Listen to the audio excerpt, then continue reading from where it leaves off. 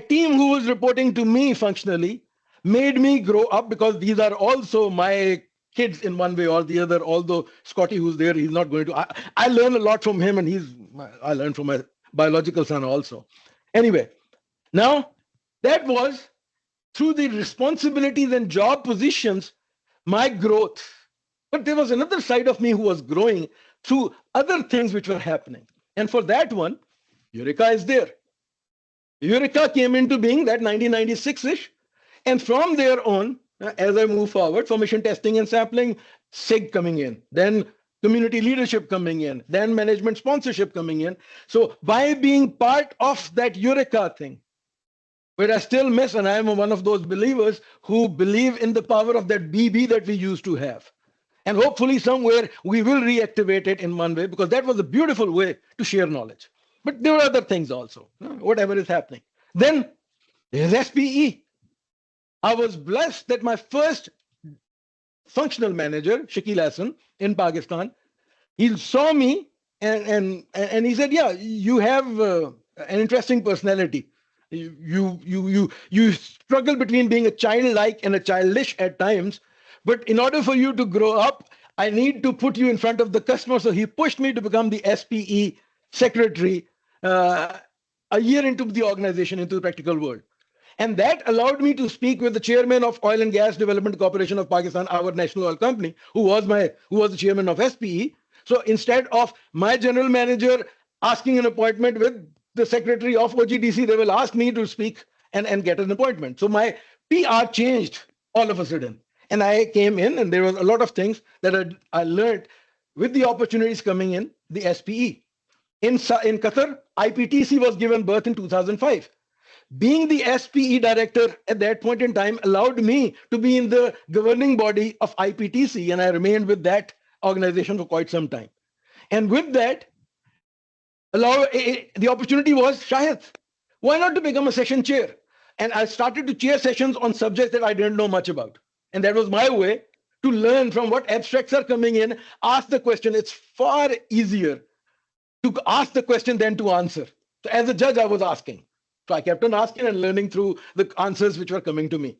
SPWA was there. So I started to become part of the SPWLA. Being a Pakistani at heart and by birth, I have very strong ties on the oil and gas industry in Pakistan. So I try to be with them. I realized that for me to exist and be relevant, I have to be very close to the students. The question that the student asks are the very basic one, and if I cannot answer those questions, then I will be obsolete. My knowledge will become obsolete.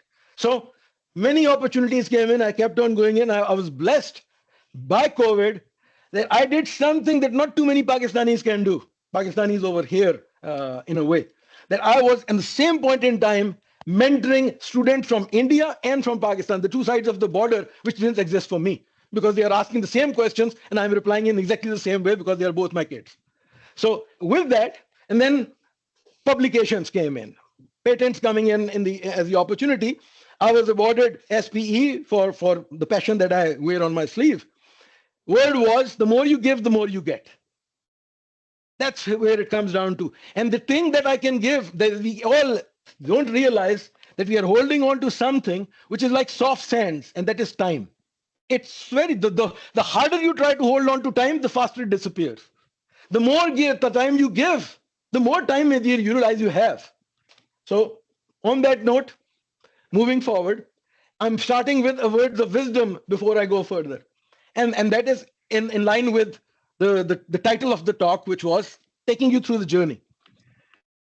Destination is not the key. Don't look at the destination. It's a nice thing. Enjoy the journey, and especially take time to pause at the landmarks. That is where you do the shukr, alhamdulillah, and the fikr. Thank God, appreciate what you have, and then think on how you can move forward. Because if you don't, then you are in a rat race or in a roundabout and moving this way and thinking as what classical DNM mindset used to be, the donkeys and the monkeys mindset. Apology for DNM. I know you're much more than that. And you're far better than the violin mindset in that way. Just to put that thing behind, I'm sidetracking a little bit.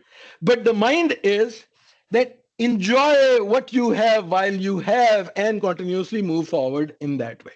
So the best way to take a pause is to present. And when you present, you pick up the titles. So a lot of times when I was interacting with the students and or the people who are not directly associated with oil and gas industry, they could be anywhere. They could be in the medicine, they could be in the firearms department here in US. So you go in and you introduce to them what oil and gas industry is and or what SLB is. And in that way, I was looking at SLB or Schlumberger through my own lens. So many topics are here that I gave in that way. Similarly, there were technical talks, which could be webinars, which could be to schools and classes. A list of topics are there, helping me to take a pause and put my thoughts together and learn from whatever I have seen so far. Because if I don't stop and take a pause, that movie will disappear. So I have to look at that, rewind the movie and take some lessons learned out of the movie. And it can be in the subject that you see over here, which are on the soft side in a way. So most of the things I'm talking with you right now are through this. The last topic is the topic that we have over here. So these things, these are part of the evolution. Now, on that subject of all these topics, some of these topics were produce oil field water, good water, very close to me. That subject of water, produce oil field water. I was Middle East distinguished lecturer for a few years, taking this topic inside Middle East because people started to like it and ask me more of that one. Fair enough. There are other topics over here. Formation testing is going on, and I'm spending time with different universities in giving them one-on-one on formation testing. Every semester, 2 or 3 lectures that come in from the professors ask me to come and give it to that. But one topic that was a game changer for me, was a life changer for me, which changed my way of growing up and thinking, was the topic of reservoir engineering while drilling. Whatever I've learned being a reservoir engineer in the while drilling world. And when I started to talk about this topic, it became the SPE Distinguished Lecturer topic for 2019-2020. And what this did to me initially, in that year, normally people vote and ask you to come and give a talk over there. The rule of thumb is about 22 talks. You give 22 talks in a calendar year as an SPE distinguished lecturer. I was asked to go and give it at 30 times. So 30 was originally asked for, highest one. Topic people thought it's a nice, sexy looking topic or whatever it is, or somehow some of them knew me one way or the other. Halfway through, while I was giving these 30 talks, were supposed to be in 26 countries, in 5 continents, in 6 trips. On my 4th trip, on the 6th of March, when I gave my 16th talk in person, is when I was told I was going to Canada to give my next talk. They said, Shahid, COVID time, don't go. Go back to Houston. 7th of March is when the border closed. So I did 14 talks virtually afterwards. So there was another way of thinking. I was not planning to give virtually. So all of a sudden, my interaction, which was human, I'm an optics guy.